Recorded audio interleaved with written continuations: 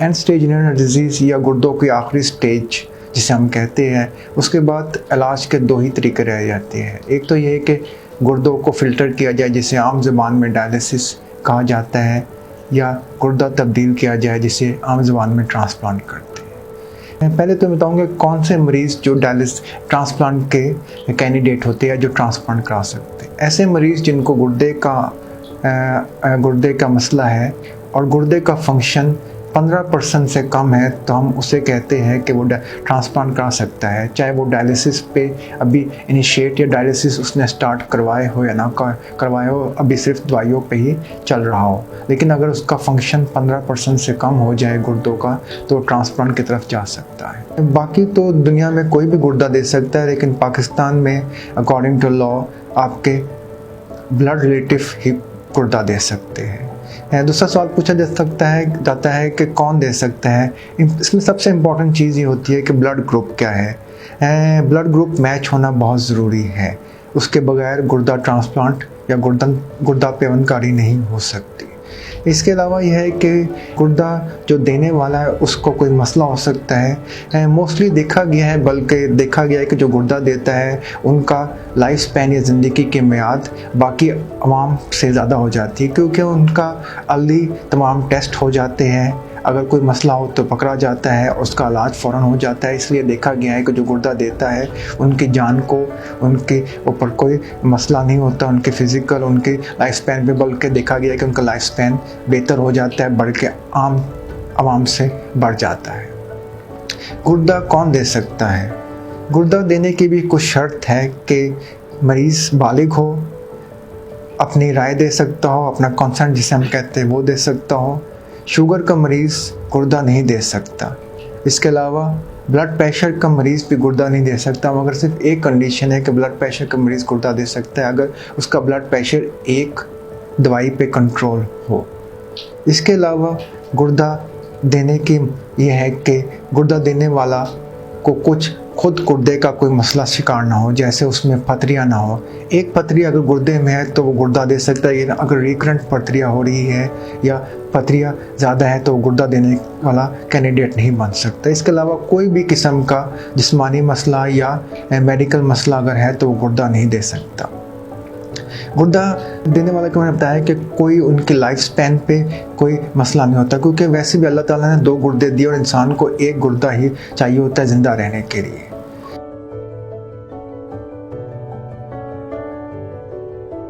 Basically जो हम गुर्दा ले रहे हैं वो किसी और का है, उसमें उसका अल्लाह ताला की तरफ से नहीं है, वो किसी और इंसान का उसमें डाल रहे हैं, तो उसमें कुछ मसले होते हैं। ये एक इलाज का तरीका है, बीमारी ख़त्म नहीं करता, ये इम्पॉर्टेंट पॉइंट है।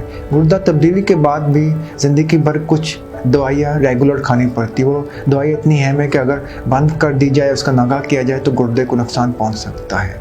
दूसरा ये है कि गुर्दे ट्रांसप्लांट के बाद 10 साल तक देखा गया कि गुर्दे को कोई नुकसान नहीं होता। उसके बाद थोड़ा बहुत मसला शुरू हो जाता है, लेकिन ऐसी कोई बात नहीं होती कि 10 साल बाद पेशेंट डायलिसिस पे वापस चला जाए।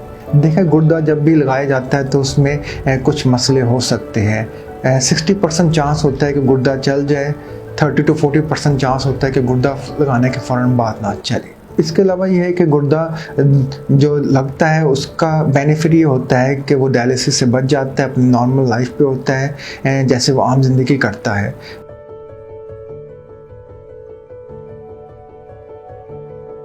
जैसे ज़ख़म ठीक होता है या मोस्टली 3 मंथ के बाद वो अपना रेगुलर या रूटीन काम कर सकते हैं। बस ये कि हम कहते हैं कि वो हैवी एक्सरसाइज या कॉन्टैक्ट स्पोर्ट जैसे फुटबॉल, बॉक्सिंग वगैरह ना करें। इसके अलावा ये है कि उनको रेगुलर फॉलोअप करना होता है। अप्रॉक्सीमेटली पहले साल में तो हर महीने और 6 महीने बाद एवरी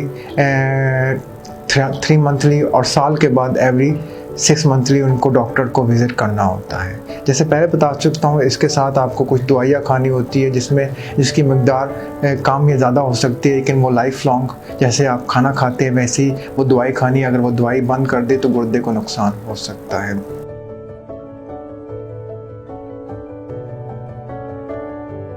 अक्सर औरतें या लड़कियां जिनके गुर्दे फेल हो जाते हैं, उनके माँ बाप या वो पूछते हैं कि गुर्दा लगने के बाद उनका हमल हो सकता है। तो गुर्दा ट्रांसप्लांट के बाद उनके हमल हो सकता है, क्योंकि डायलिसिस के मरीज़ों में हमल होना मुश्किल हो जाता है। तो आइडली हम ये कहते हैं कि गुर्दा तब्दीली के बाद 2 साल के बाद ही वो हमल करे, लेकिन उसमें कोई मसला, जैसे नॉर्मल बच्चों को हमल होता है वैसे ही गुर्दा ट्रांसप्लांट के मरीज़ों को भी हमल होता है। इसमें कोई कॉम्प्लिकेशन या कोई और मसला होने का चांस नहीं होता।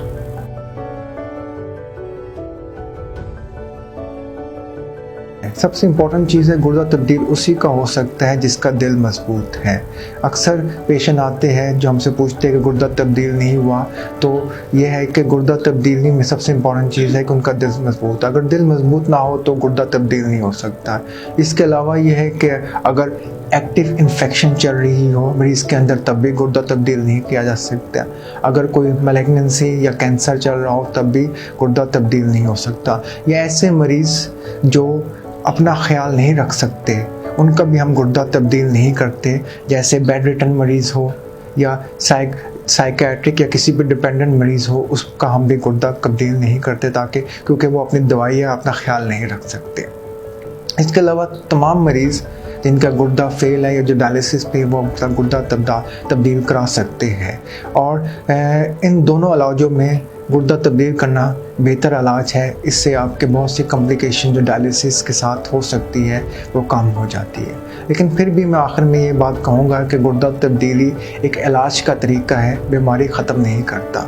ये अक्सर लोगों में कंफ्यूज है कि बीमारी ख़त्म हो जाती है, एक इलाज का तरीका है। और इलाज में बहुत से मसले हो सकते हैं, कॉम्प्लिकेशन हो सकती है, इसमें दवाइयाँ बंद नहीं होती, दवाइयाँ चलनी पड़ती है।